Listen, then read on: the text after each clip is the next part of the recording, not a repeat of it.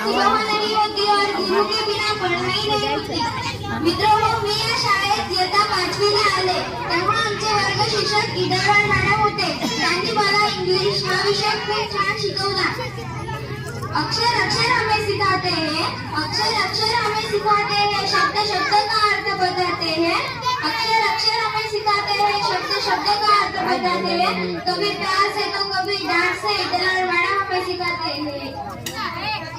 निरोपाचा क्षण जणू हळव्याच्या क्षणांचा, निरोपाचा क्षण जणू हळव्याच्या क्षणांचा, आठवणीची गर्दी जणू क्षण हा दुःखाचा। मित्र मैत्रिणी त्या आठवणी आता